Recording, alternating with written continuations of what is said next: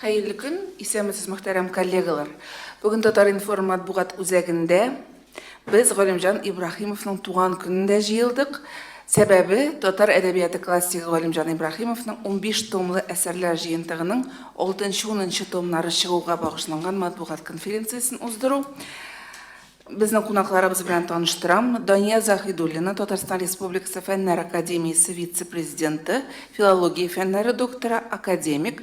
Marcel İbrahimov, Galimcan İbrahimov ismindagi Til, Edebiyat hem Sanat İnstitutu direktori o'rinbosari, tekstologiya bo'ligi mudiri, filologiya fənləri kandidati, dotsent. Anisa Aliyeva, Şuşuq institutunun tekstologiya bo'ligining ulkan fənni xizmatkari, filologiya fənləri kandidati. Hem Kamil Ahsanov, Şuşuq institutunun tekstologiya bo'ligining ulkan fənni xizmatkari, tarix fənləri kandidati. Xayrlı gün, isəmisiz muhterem qonaqlar. Birinci so'rov Doniya xonim sizga bo'lar endi. Әлеге xizmatning ham umuman Galimjan İbrahimov shaxsining ijodining ahamiyati turында яңадан сөйләп кетсәгез иде. Xayrlı gün, hürmetli jurnalistlar. Шынында biz bugün bik үзенчәлекле көнне жиналдык. Bugün Galimjan İbrahimovның туган көне. Дөрес 60-нчы елларда менә Афзал Агашамов аның 10 март буларак билгеләнүе дөресрәк дип испатлап чыккан, ләкин рәсми төстә бүгенге көн аның туган көне буларак билгеле, мәгълүм, шулай саналып йөртелә. Galimjan İbrahimov турында сүз башлаганда, менә шулай дип әйтергә кирәктер. Татар тарихында, аның төрле чорларында шул чорның йөзен, шул чорның үсеш бийеклеген билгели торган шәхесләр бар. Galimjan İbrahimov менә шундый шәхесләрнең берсе, һәм без аны күренекле язучы, сәясәтче, иҗтимагый эшлекле һәм татар фәненең төрле тармакларын булдыруга, үстерүгә гаять зур өлеш керткән кеше, журналист буларак беләбез. Шул вакытта менә быелгы ел ул Татарстан Республикасы төзелүгә 100 ел тулган вакыт. Galimjan İbrahimovның ТССР төзелүгә гаять зур өлеш керткән һәм үзенең хезмәте, эшчәнлеге, каләме белән шушы яңа республиканың барлык үсеш юнәлешләрен диярлек билгеләгән кеше булуы турында да әйтү, искәртү кирәктер. Һәм бигрәк тә татар фәне, мәсәлән, biz академиядан килгәнбез икән инде. Академияның беренче прообразы булган Фәннәр академиясы да Galimjan İbrahimов 25-27 елларда эшләгән гыйльми үзәктә беренче башлап уешкан бит. Менә моны да телгә алырга кирәктер. Гомумән алганда томлыклар басылу, 15 томлык басылу, ул инде татар мәдәният өчен бер күренеш дип әйтер идем мин. Һәм бу күренеш, әлбәттә, безнең галимнәребез Galimjan İbrahimov исемен ук йөртә торган, шушы исемне йөртә торган Тел, Әдәбият һәм Сәнгать институты галимнәренең хезмәте белән бәйле. Бу институт татар мәдәниятенә бәйле бик күп шәхесләр хакында, Кол Галидән башлап, без инде кемнәрнең генә исемнәрен атасак та, Мөхәммәд Яр, Мәүлә Колый, Шәриф Камал, Фатих Кәрими, Галиәсәр Камал, Фатих Амирхан, Габдулла Тукай, Сәгыйд Рәмиев, Гафур Кылахметов һәм башкаларның мирасы татар мәдәниятенә әйләнеп кайту, әлбәттә, менә шушы институт галимнәренең хезмәте һәм аларның шушы мирасны фәнни хезмәтләр, җыентыклар, күп томлыклар рәвешендә бастырып чыгаруы белән билгеләнә. Һәм Galimjan İbrahimov, siz барыгыз да аның шәхес культы корбаны икәнен беләсез. 1955 елның 24 сентябрендә Galimjan İbrahimov исеме аклануга Тел, Әдәбият, Тарих институты менә шушы мирасны кайтару буенча беренче үзенең киңәшмәсенә җыела. Һәм әлеге институт Галимҗан Ибрахимовның 3 томлык хезмәтләрен бастырып чыгару хакында карар кабул итә. Әлеге 3 томлык 1956 елда укучы кулына барып керә һәм аны эшләүдә Хәсән Хайри, Гали Халид, Мансур Хәсәнов кебек зур галимнәр катнашалар. Бу беренче хезмәт 3 томлык, әлбәттә, Галимҗан Ибрахимов мирасының бик кечкенә өлешен генә үз эченә алган була.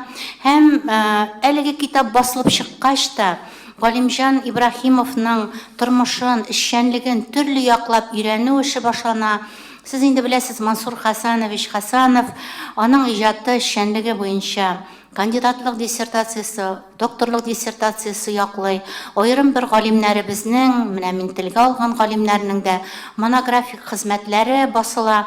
Һәм шулар белән янәшә Галимҗан Ибрахимовның томнарын зуррак күләмдә бастырып чыгару мәсьәләсе дә көн тәртибенә куела. Һәм 1974 елда аның 8 томлыгын нәшер итү хакында карар кылына. 1974-86 елларда институтыбызның хезмәткәрләре менә шушы томнарны эшлиләр һәм 8 том булып Галимҗан Ибрахимовның әдәби әсәрләре дә, аның фәнни хезмәтләре дә, публицистикасы да, сәяси хезмәтләре дә укучы кулына барып ирешә. Ләкин әлеге томнар укучы кулына барып ирешкәндә үк инде әлеге томнарның камил булмауы хакында сөйләшү башлана.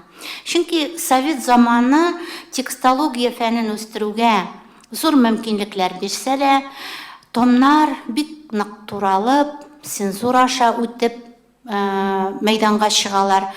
Мәсәлән, 1986 елда басылып чыккан Габдулла Тукай, Фатиха Мирхан томнары турында да шуны әйтергә мөмкин.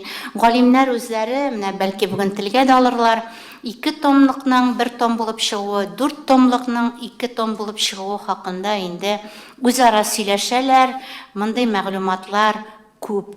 Һәм менә беренче мөмкинлек булуга институт соңгы елларда безнең Галимҗан Ибрахимовка кадәр академик басма итеп, беләсез, Габдулла Тукайның 6 томлыгын эшләде, Гаяз Исхакыйның 15 томлыгын чыгару бик зур көч таләп итте. Һәм менә 2017 елда Галимҗан Ибрахимов томнарын яңадан әйләнеп кайтып, аларны бастырып чыгару хакында без бер фикергә килдек. Һәм башта мәгълүматларны карап, тикшереп, аны бәлки 12 том итеп чыгару турында сөйләшенде.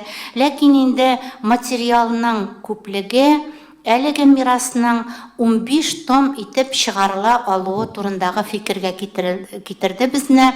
Һәм менә быел әлеге 100 еллыкка бүләк итеп без инде 15 томны эшләп бетерербез һәм киләсе ел башына 15 том тулысы белән укучы кулына барып керер дип уйлыйбыз без. Һәм менә томның 15 томлык буларак чыгуның әһәмияте дигәндә, әлбәттә миннән соң сөйләүчеләр һәрберсе үз фикерен әйтер. Менә минем фикеремчә, 15 том Галимҗан Ибрахимов кебек татар дөньясына, татар мәдәниятенә шундый тәэсир ясаган кешенең мирасын тулы күз алларга мөмкинлек бирә. Менә мин бер генә мисал китерәм. 6-нчы томда 25 хезмәт урын алган һәм шуның 9-ы яңа хезмәтләр. Күрәсез, бер том эчендә 3-тән 1 материалның 3-тән 1-е яңа. Һәм әлеге яңа материаллар Галимҗан Ибрахимовның карашларына, аның идеалларына, аның үз алдына куйган максатларына бөтенләй үзгә күзлектән карау мөмкинлеге бирә. Игътибарыгыз өчен хәзергә рәхмәт. Менә Рәхмәт. Инде менә 6-10 томнарның эштәлеге турында тулырак сөйләр өчен Марсель әфәнде сездән сорармын. Нинди яңа әсәрләр, нинди яңа хезмәтләр турында сүз бара һәм гомумән 6-10 томнарның менә структурасы ничек төзелгән? Хөрмәтле коллегалар, хәерле иртәләр, хөрмәтле журналистлар. 6-10 томнарга Галимҗан Ибрахимовның әдәбият белеме буенча хезмәтләр һәм тел белеме буенча хезмәтләре кергән. 6-8 томнарга әдәбият белеме буенча хезмәтләре, 9-10 томнарга тел белеме буенча тел фәненә караган хезмәтләре. Аерым игътибар итәсем килә, монда Галимҗан Ибрахимов бу хезмәтләрдә тел теоретика буларак яки әдәбият теоретика буларак кына түгел, тәнкыйтьче, әдәбият тәнкыйтьчесе буларак кына түгел, методист галим буларак та күз алдыбызга тора. Ул хәзерге заманда бик әһәмиятле мәсьәләләр, бик актуаль мәсьәләләр, аерым бу мәсьәләләргә Әниса апа тел белеме томнары турында сөйләгәндә әле тукталар. Гомумән алганда, бу 5 томга 140 хезмәт кергән. Аларның 30-ы беренче тапкыр академик басма форматында укучыларга тәкъдим ителә. Димәк, менә Дөнья Фатиховна әйткән 6-нчы томга карата пропорция монда да саклана. Без күрәбез, эштән бер өлеше бу томнарга кергән, эштән бер өлеше яңа хезмәтләр. Дөнья Фатиховна әйтеп үткән инде, Галимҗан Ибрахимовның кызганычка каршы шәхси архивлары сакланмаган. Шуңа күрә бу яңа хезмәтләрне табу, аларны әзерләү гаять зур эш таләп итте.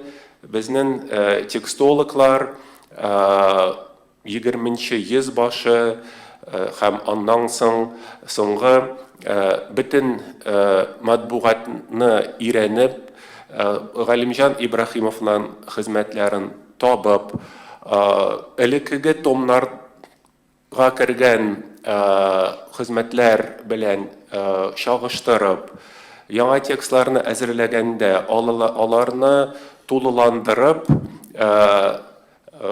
текстология фәнне таләпләренә туры китертеп, шулай итеп тәкъдим иттеләр. Менә игътибар итәрсез әле, шактый зур бу томның, шактый зур томнарның шактый зур өлешен искәрмәләр алып тора. Һәм бу искәрмәләрдә инде ул таләп итеп куелды, элек чыккан 8 томлык белән чагыштырганда, без ниндидер идеологик бәяләмәләрдән шәхесләргә карата булсын, аерым вакыйгаларга карата булсын, баш тарттык һәм объектив информацияны бирергә тырыштык. Шул ук вакытта бу искәрмәләрнең тагын бер максаты бар.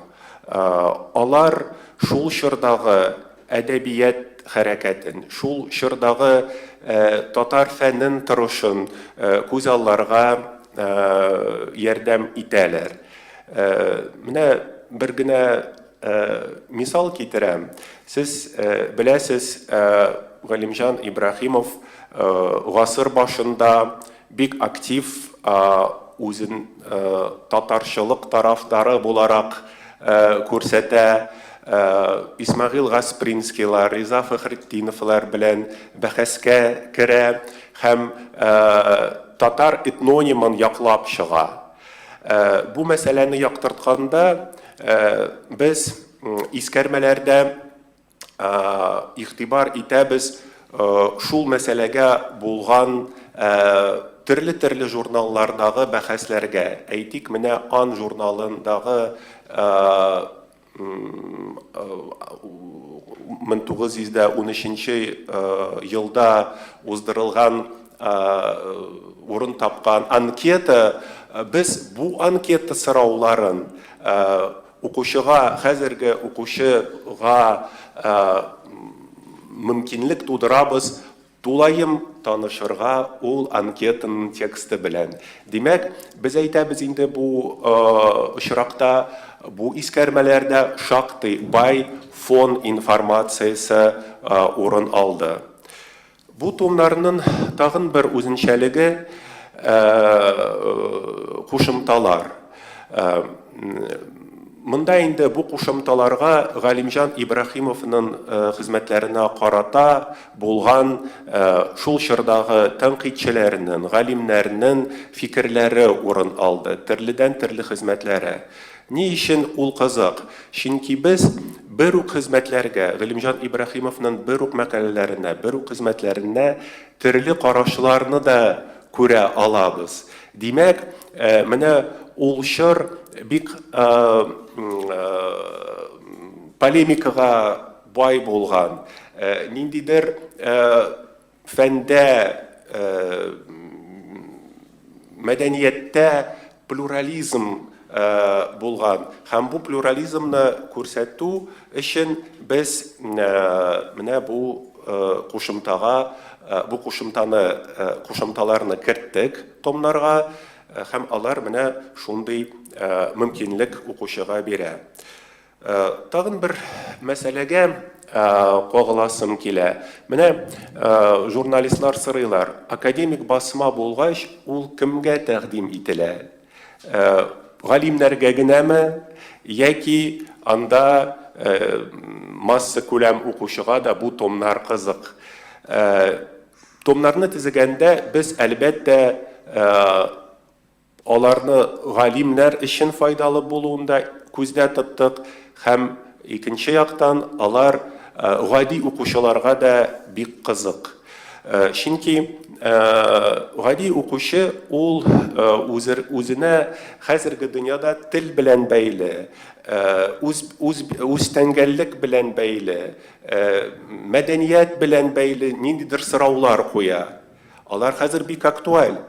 Әйтик, менә беренче тапкыр 10-нчы томда, бу 10-нчы томда без татар мәдәнияте нинди юл белән барачак дигән Галимҗан Ибраһимовның 1927 елда нәшер ителгән, язылган хезмәтен урнаштырдык.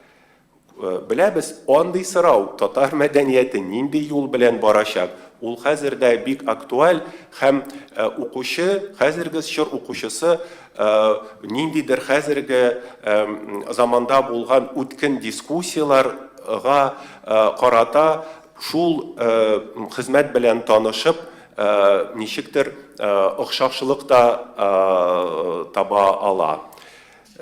Менә кыскача шулай. Бик зур рәхмәт, менә сорау туды. Әгәр дә бүгенге укучыга беренче чиратта Галимҗан Ибраһимовның бер хезмәтен тәкъдим итегез дип сорасалар, кайсы хезмәтен тәкъдим итәр идегез? Бу бик катлаулы сорау. Шул 6-нчы, 10-нчы томнарга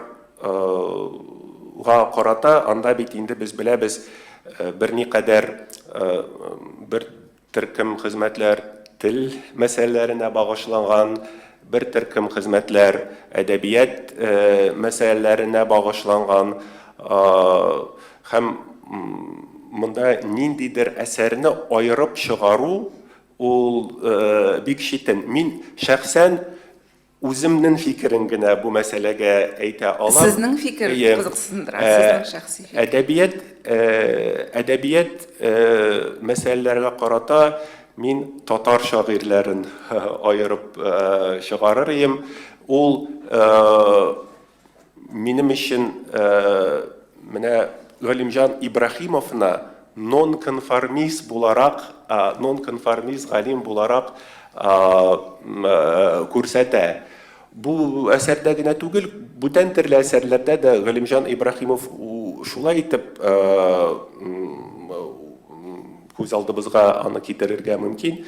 Чөнки айрым шәхесләргә карата, шул Гаяз Исхакыйга карата кай вакытта, әйтик, ул аның 200 елдан соң инкыйраз әсәрен иң югары әсәре итеп бәяләп, андан соң чыккан әсәрләрне сәнгати яктан 200 елдан соң инкыйраздан түбәнрәк дип нитәдер, кабул итәдер, бәялидер.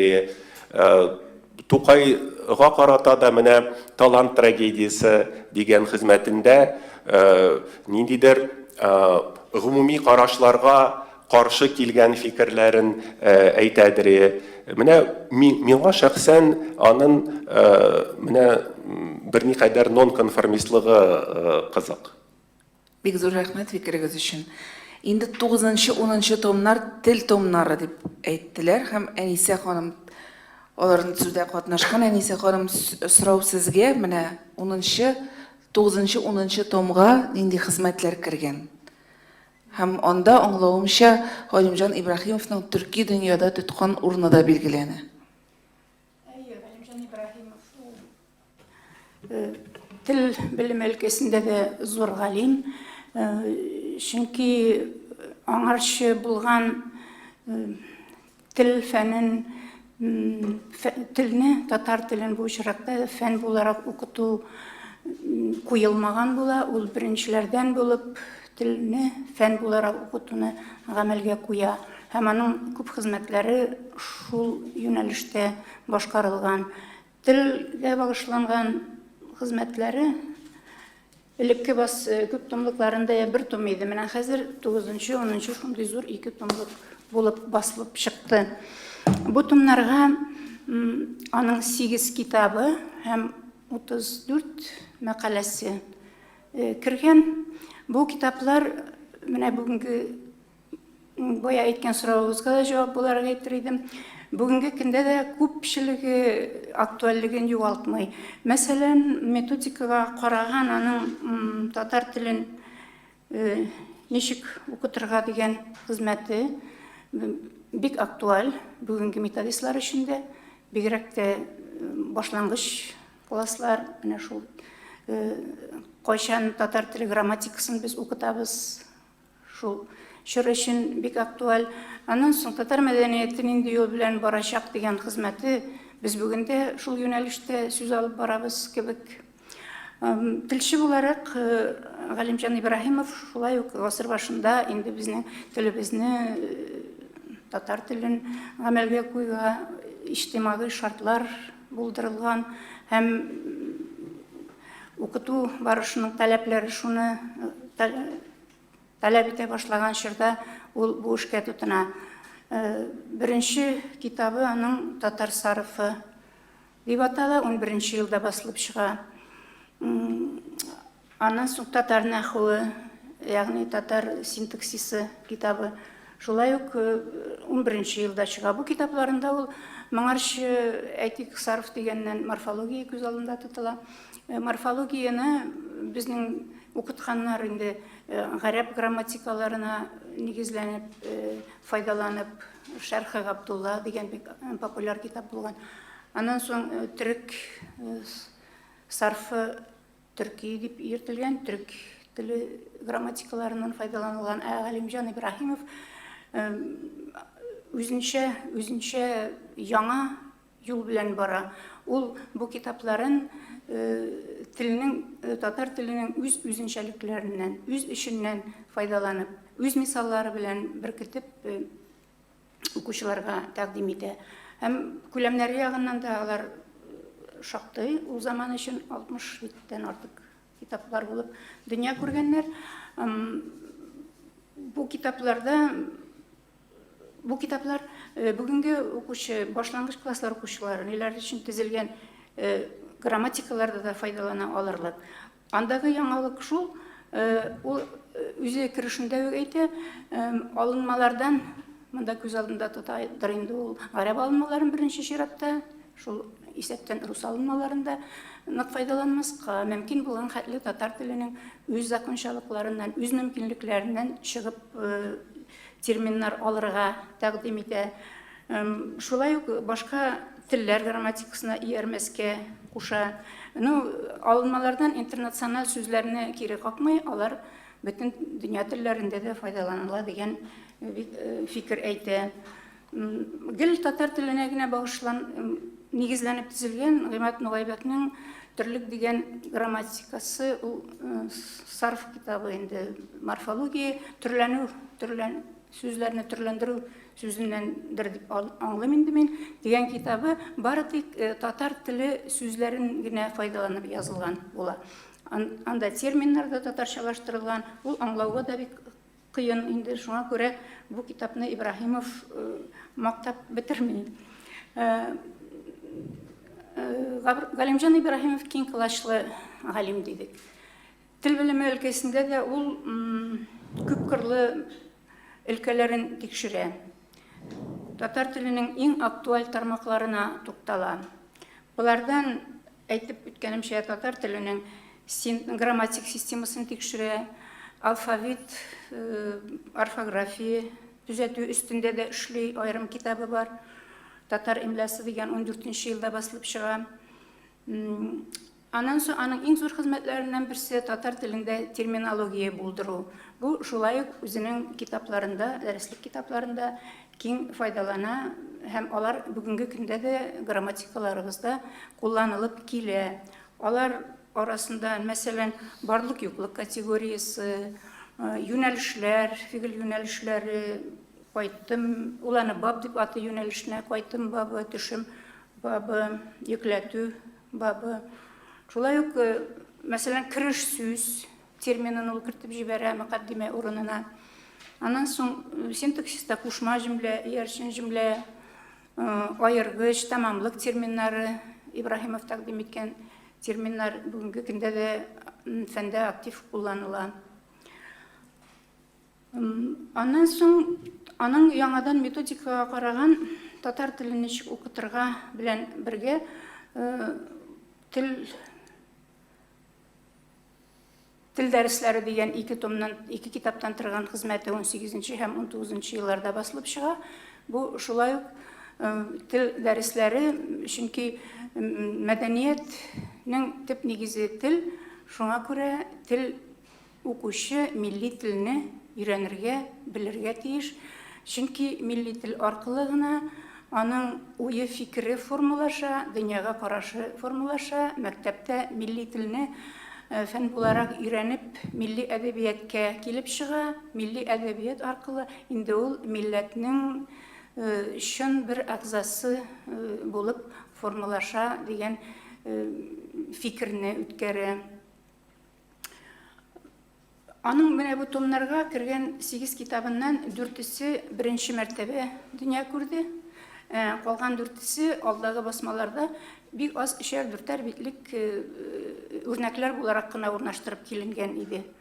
Менә алар шулай ук тулысынча урын алдылар. Менә шулар сорауларыгыз булса. Бик зур рәхмәт. Рәхмәт. Менә тагын Камил әфәндегә дә сүз бирик. Галимҗан Ибраһимов сәясәтче, тарихчы, җәмәгать эшлеклесе буларак та ачылган хезмәтләре турында сөйләр ул. Рәхим итегез. Рахмат. Галимҗан Ибраһимовны без бийек әдип дип кенә түгел, зур җәмәгать эшлеклесе, сәясәтче, дәүләт эшлеклесе итеп тә тәкъдир итәбез. Әлбәттә, 20нче елны оешкан Татарстан Автоном Республикасының оештыруда аның роле да бик зур буйла. Үзенең җәмәгать эшлеклесе аның бик актив шул 17нче елны бара, ул мөселман съездларында катнаша, милли мәҗлес депутаты була, хәтта бөтен Россия учредительное собрание депутаты итеп тә сайлана. Инде 18нче елны наркомнат, ул милләтләр буенча наркомат янында мөселманнар, Эчке Россия мөселманнары эшләре буенча комиссариат төзүдә Мулла Нур Вахитов белән бергә актив катнаша. Соңыннан Татарстан Республикасының мәгариф системасында эшли һәм Татарстанда профессиональ чын фән булдыруга зур өлеш кертә һәм менә бу татар азатта фәнни үзәк оештыруда катнаша һәм инде ул фәнни үзәк киләчәктә тел әдәбият тарих институты булып формалаша. Галимҗан Ибраһимовның эшчәнлеге бары тик Татарстан белән генә шикләнми, ул бөтен Россиядагы төрки халыкларның милләтләр оешу процессында киң катнаша, Бакудагы түркология съездында эшли, һәм үзен шундый зур җәмәгать сәясәт эшлеклесе итеп күрсәтә. Шул ук вакытта әдәби әсәрләрне иҗат итү белән бергә Галимҗан Ибраһимов татар халкының тарихын өйрәнде һәм үзенең хезмәтләрендә киң яктыртты. Атаклы әдибебезнең мирасының бу ягын моңар кадәр өйрәнелмәгән дип һич әйтеп булмый.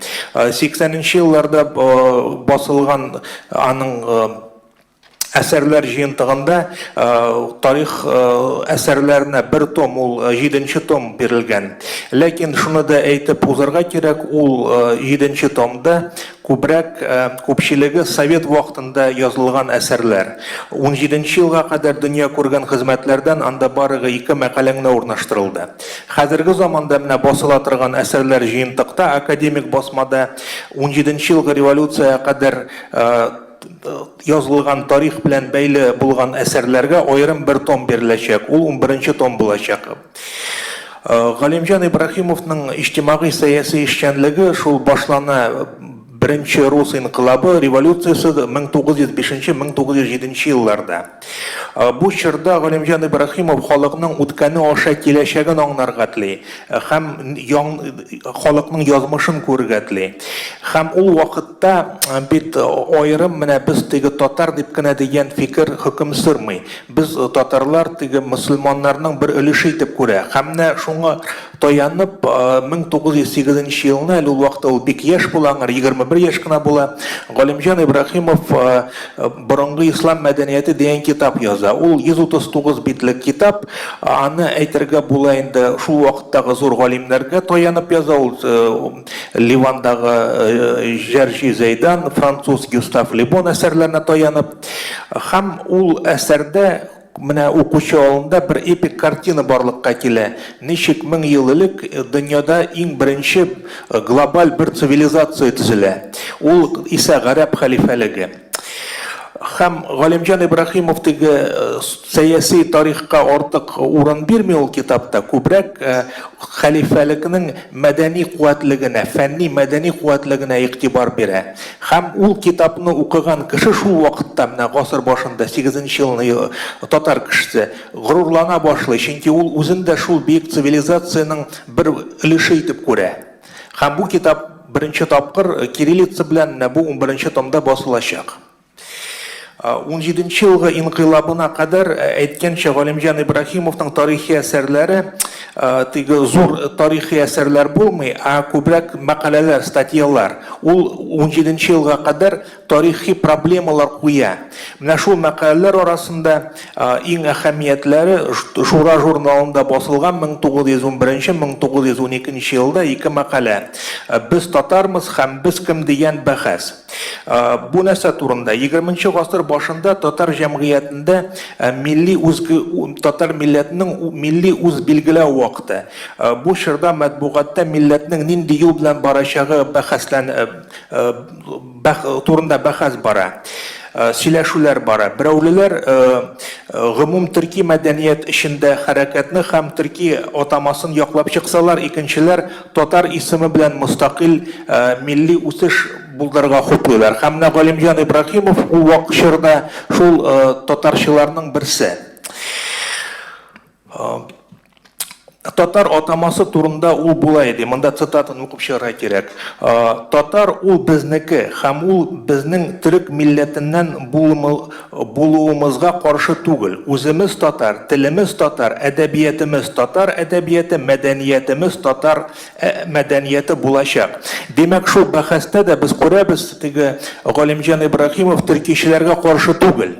Ул үзен татарларны төрки халыкларның бер өлеше итеп карый. Ләкин шулай да мустақил халык буларак. Шуны да әйтергә кирәк, 11-12 елларда милли этноним мәсьәләсе, милли үз билгеләү мәсьәләсе әле ачык булмый. Менә әйтеп үткән төркичләр, татарчылардан башка шулай ук булгарчылар була. Һәм традицион мөселман исеме белән йөртү тарафдарлары да аз булмый. Бу күбрәк теге руханилар, динни кешеләрдән турында. Чөнки ислам динендә шундый фикер бар, халыкларны теге милли кабиләләр ул мөһим түгел, иң мөһиме безнең мөселман булуыбыз. Менә шул фикер теге татар исемен яклау, ул Галимҗан Ибраһимов аны уздыра бөтен үзенең гомере аркылы һәм инде 1920 елны мөхтәрият автономия формалашканда Галимҗан Ибраһимовның роле монда бик зур була. Ул менә шул татар автоном Совет Социалистик Республик буларак исем ала. Менә шул 11 елдан алып, Галимҗан Ибраһимов 20 елга кадәр шул фикерен үзен яклый. Тагын шуны әйтергә кирәк. Инде 25 елда чыккан татарлар арасында революция хәрәкәте дигән китабында, ул зур китап, Галимҗан Ибраһимов шундый фикер уздыра. Казан татары, Касыйм татары, Мишәрләр, Алатыр, Типтәрләр, Төмәннәр, Башкортлар һәм Нугайлар. Менә шул 8 кабилә татар буржуазиясенең юлбашчылыгы астында бер милләт, татар милләте булып оешалар. Цитата тамам. Менә бу әйткән фикер Совет заманында нык тәнкыйтьләнде. Ике момент өчен, башкортлар һәм нугайлар өчен. Чөнки башкортлар, нугайлар Совет вакытында аерым халык, аерым милләт дип билгеләнде. Ләкин 17 елга кадәрге чын барлыкта, шул вакыттагы реальлыкта, бәлки Галимҗан Ибраһимов хаклы булгандыр да. Чөнки әдәбият, матбугат, алар бит татар телендә барганнар, татар матбугаты һәм нугайлар да, башкортлар да шул газеталарны укыганнар, шул әдәбиятны күргәннәр. Шулай итеп күрәбез, Галимҗан Ибраһимовның Совет вакытта язылган тарихи әсәрләре дә үз кыйммәтлеген югалтмаган һәм яңа караштан укылырга тиеш. Киләчәк томнарда ул әсәрләр 1984 елгы томнан механик рәвештә килеп күчерелеп басылмаячаклар, алар яңа укылыш белән, яңа искәрмәләр һәм яңа комментарийлар белән басырылачаклар. Игътибарыгыз өчен рәхмәт. Бик зур рәхмәт. Мөхтәрәм коллегалар, әгәр сорауларыгыз булса, рәхим итегез. Микрофонга ярым рәштә. Ватаным Татарстан аңладык инде 10 томлык чыккан, калган 5 томдан нинди хезмәтләр калды соң? Әле тагын 5 том чыгасы бар. Андан соң менә бу теге кеше ошо учаклар турында язган яңгышмасам Әдәмнәр дигән әсәр алып чыктымы, киләчәктә чыгачакмы?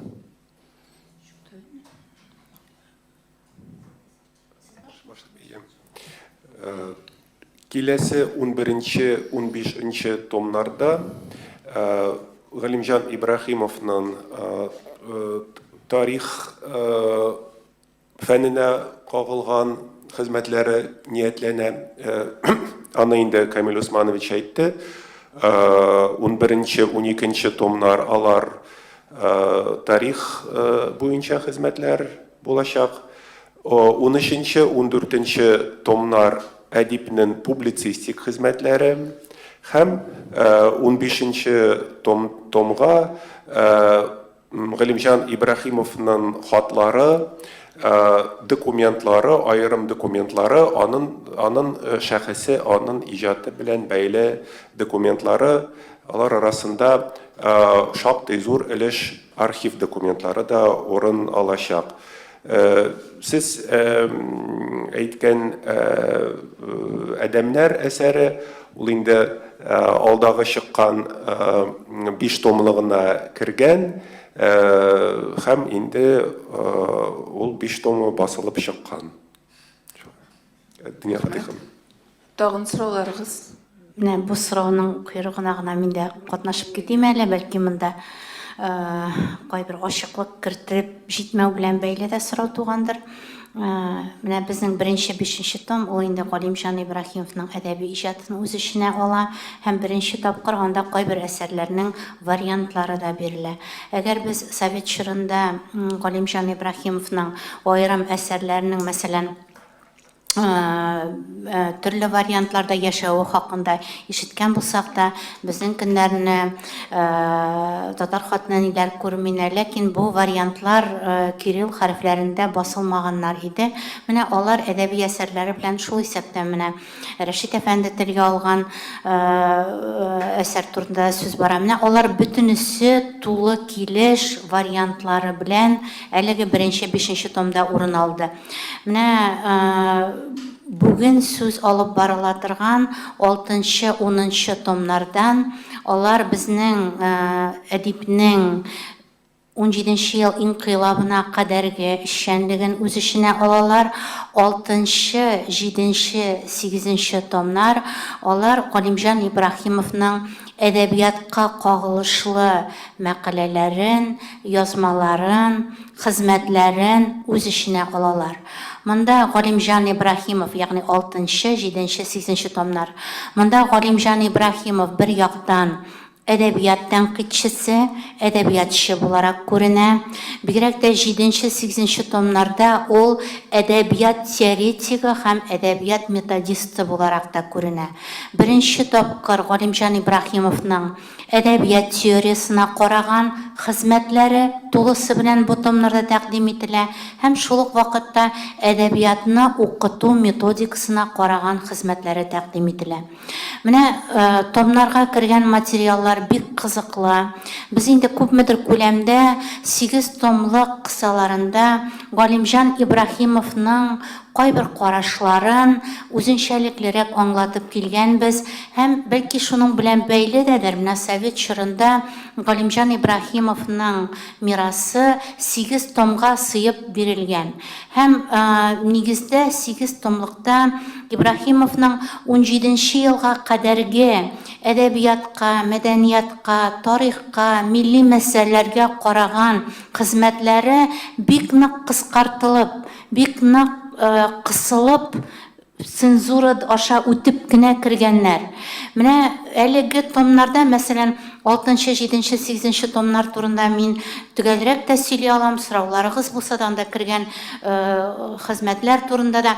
Менә әлеге әдәбиятка кагылышлы хезмәтләрендә бер яктан Галимҗан Ибраһимовның инкыйлабка кадәр татар мәдәниятен, татар милләтен үстерүнең төп бер чарасы, коралы итеп каравы күренә. Һәм икенче яктан Ибраһимовның нәкъ менә милләтне үстерүне беренче планга чыгаруын, ягъни әдәбиятка корал гына итеп каравын бик ачык күз алларга мөмкин. 8 томлык эчендә бу әле күренми иде.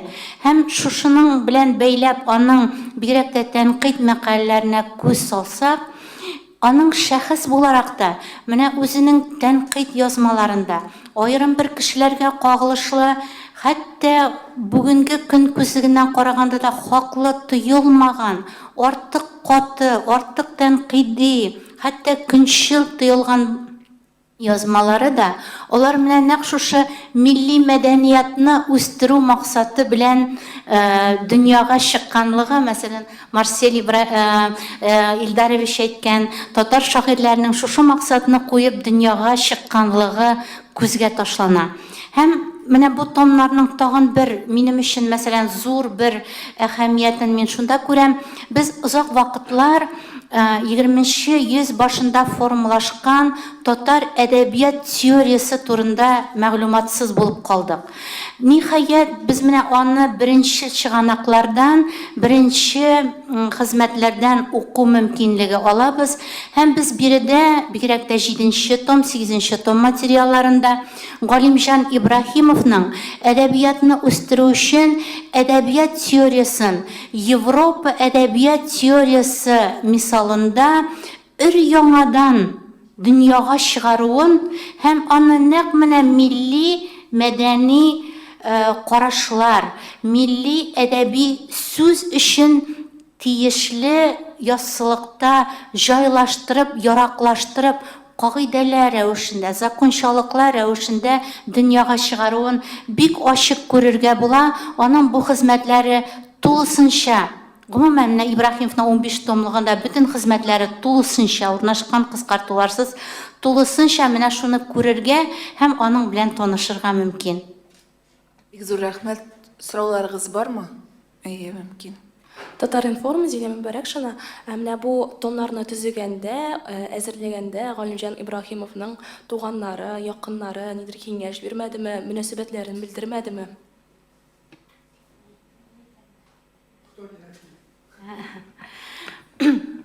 Сез инде Галимҗан Ибраһимовның тормышы, иҗаты турында мәгълүматлы кешеләр һәм Галимҗан Ибраһим бу очракта искә алырга кирәктер. Галимҗан Ибраһимовның шәхесе, Галимҗан Ибраһимовның шәхесенең өйрәнелү дәрәҗәсен күз алдына тотарга кирәк. Менә Галимҗан Ибраһимов озак вакытлар татар фәнендә, татар мәдәниятендә, бигрәк тә менә 60-нчы еллардан 90-нчы елларга кадәр арада Тукайдан кала икенче кеше булып килде. Һәм Галимҗан Ибраһимовның эшчәнлеге, аның мирасы бик нык өйрәнелгән иде.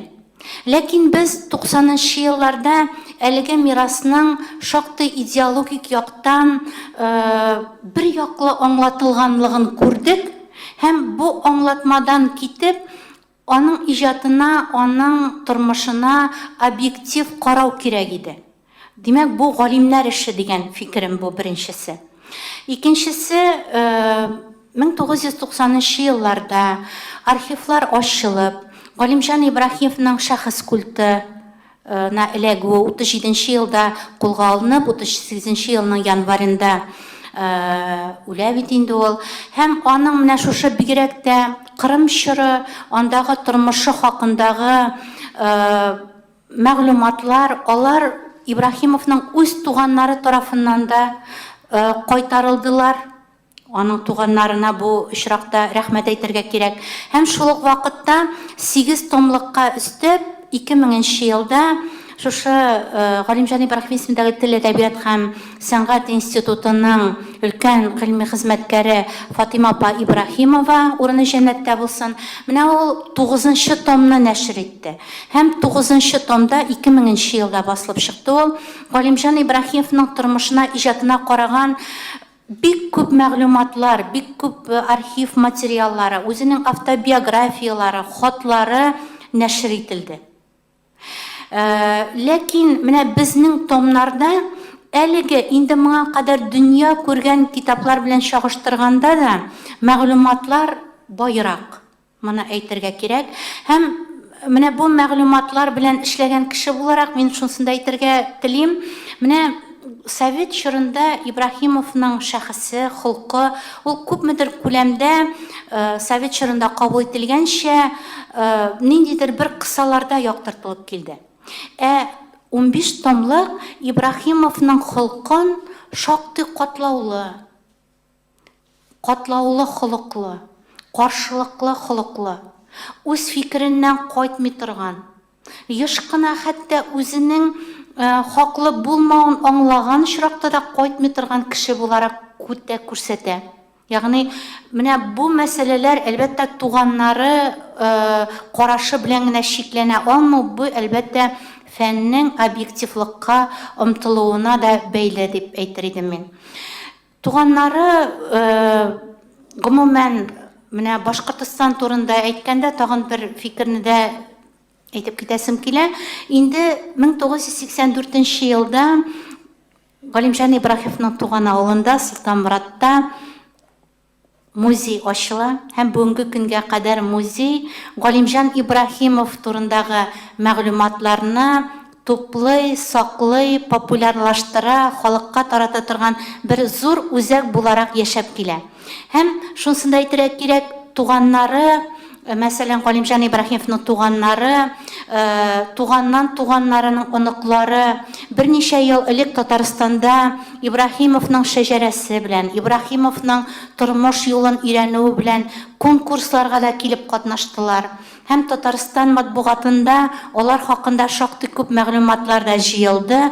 Бүген дә Галимҗан Ибраһимовның зур нәселе аның истәлеген, аның кем икәнен белеп, аңлап, төшенеп һәм кадерләп, хөрмәтләп яши. Алар белән институтның мөнәсәбәтләре, бәйләнешләре бар. Һәм Галимҗан Ибраһимовның юбилейларына һәр вакыт Башкортстаннан аның туганнары, аның нәсел вәкилләре килеп торалар. Һәм тагын бер момент, монда мин шунысында әйтер идем, Галимҗан Ибраһимов шәхесенең шундый зур булуы, аның эшчәнлегенең шул дәрәҗәдә киң булуы, менә аның юбилейларына багышлап үткәрелгән конференцияларны да зур масштаблы төрле юнәлешләрне үзенә сыйдырган зур форумнар итеп үткәрергә мөмкинлек бирә. Һәм һәр 5 ел сайын Татарстанда, институтта менә шундый конференциялар уздырыла. Һәм әлеге конференцияларга яңа материаллар кайта. Мәсәлән, соңгы конференцияга гына да ул 2 ел элек уздырылды. Татарстанга Кырым архивларыннан яңа материаллар килделәр. Һәм әлеге конференцияларга кайткан материаллар, алар шулай ук томнарда урын алалар. Инде бер ике сорау бар иде. Беренчедән, тел әдәбият сәнгать институты Тукай энциклопедиясе кебек Галимҗан Ибраһимов энциклопедиясын эшли башламадымы әле? Бу бер. Икенчедән, менә инде сәяси вазгыять таләпләре нигезендә әлегә бастырырга иртәрәк дип кайбер әсәрләргә керми калмадымы? Һәм өченчесе, аның битендә белүемчә Галимҗан Нигъмәти белән мөнәсәбәтләре шактый катлаулы булган менә шул бәхәсләре бармы, шагылдымы бу ниләрдә, басмаларда? Дәвам итеп китәрләр, егетләр. Габдулла Тукай энциклопедиясын эшләү, ул Габдулла Тукайның 6 томлык академик басмасын эшләүдән соң башланды. Бүгенге көндә институт 15 томлык академик басма эшләү белән мәшгуль. Һәм әлеге басма эшләп төгәлләнмичә торып, Галимҗан Ибраһимов энциклопедиясы дигән зур проектка тотыну мөмкин түгел. Ул техник яктан мөмкин түгел, ул фәнни яктан мөмкин түгел. Чөнки бүген без менә соңгы 5 томны эшләү, аңа материаллар җыю белән мәшгульбез. Сез беләсез, 18-нче, 19-нче, 20-нче елларда Галимҗан Ибраһимов журналист буларак бик күп газета, журналлар үзе дә нәшр итә, аларга бик күп мәкаләләр яза, турыдан-туры яңа журналлар нигезләүгә дә өлеш кертә. Менә бу материалларның әле бүгенге көнгә кадәр кайтканы юк. Ягъни соңгы 5 томны эшләп бетермичә, Галимҗан Ибраһимовның иҗат мирасын тулысынча күз алу мөмкин түгел. Әгәр бу мөмкин түгел икән, энциклопедия кебек проектны да концептуаль яктан планлаштыру мөмкин түгел дип карыйбыз без. Бу фәнни караш. Бу беренче сорауга җавап. Икенчесе, 15 томлыкка сәяси цензура күзлегеннән керми калган хезмәт яки әсәр юк. Әгәр әсәр, хезмәт табыла икән, алар бөтенесе 15 томлыкта урын алалар. Ләкин бу академик басма һәм анда теге яки бу хезмәткә караш, акцентлар билгеләү, ул инде искәрмәләр өлешендә алып барыла. Шуңа күрә бүген, мәсәлән, Галимҗан Нигъмәти генә түгел, гомумән алганда инде 20-нче йөз башында ук, әле 14-нче елга кадәр ук Галимҗан Ибраһимов татар дөньясындагы бик күп кешеләр белән бәхәскә кереп, хәтта дошманлашып бетә. Айрым алганда Тукай белән дә, Газиз Хакый белән дә, соңрак инде 18-нче елдан соң бигрәк тә иммиграциягә киткән татар шәхесләре белән дә аның мөнәсәбәтләре бик катлаулы була. Булар хакында 15 томлыктан барсында укырга мөмкин. Булар белән танышырга мөмкин. Хәтта шундый моментта бар, ул да күренә, мәсәлән, 14-нче елда хәтта татар җәмәгатьчелеге җыелып, Тукай турындагы талант трагедиясе дигән мәкалә басылганнан соң аңа бойкот игълан итәләр. Хәтта шундый фактларны да сез 15 томлыктан укый аласыз. Менә Галимҗан Ибраһимовның әсәрләре табылган, эзләнгән дип әйттегез. Башка псевдоним белән язылган әсәрләре дә чыктым, билгелеме? Күпме псевдоним билгеле?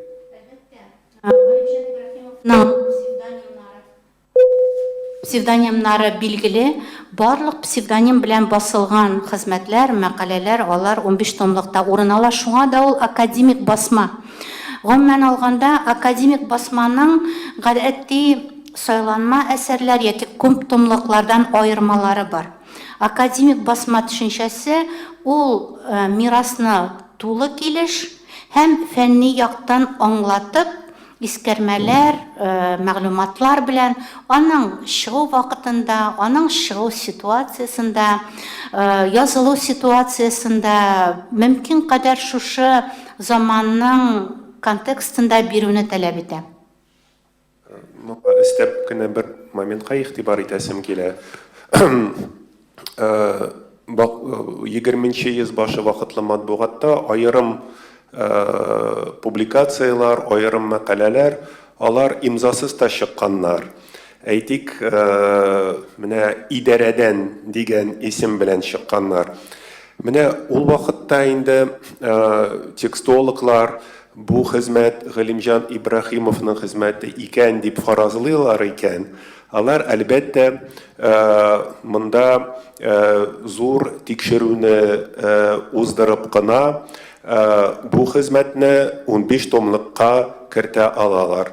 Ул тикшерүләр әлбәттә бу публикацияләрнең, әсәрләрнең стильләрен, ыслупларын тикшереп, аларны Галимҗан Ибраһимовның инде дәлилләгән, аныкы дип дәлилләгән хезмәтләре белән чагыштырып, ул вакытта гына без бу хезмәтләрне томлыкларга кертә алабыз.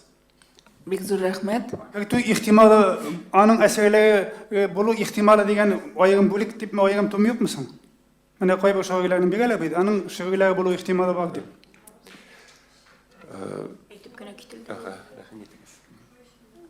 Юк, алай аерым бүлек бирелмәде, ләкин аңлатмаларда, шикләнгән урыннарда стиль ягыннан яки вакыйгалар агышы Ибраһимов белән бәйле тыелган урыннарда Ибраһимовныкы булу ихтимал дигән искәрмәләр бирелде. Бик зур рәхмәт. Инде безнең матбугат конференциясенә бирелгән вакыт тәмам. Әгәр дә сорауларыгыз калган булса, безнең кунакларыбыз янына якын килерсез. Рәхмәт, игътибарыгыз өчен рәхмәт, килүегез өчен барыгызга да хәерле эш көннәр теләп калабыз.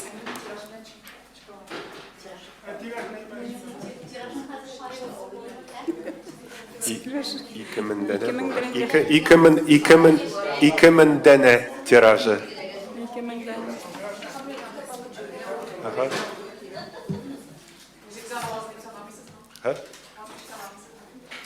Аз дип саныйбыз.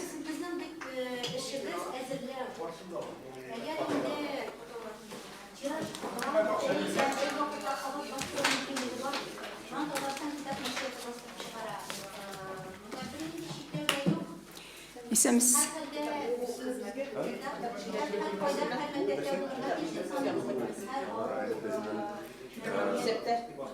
Исәпкә кертелмәгән.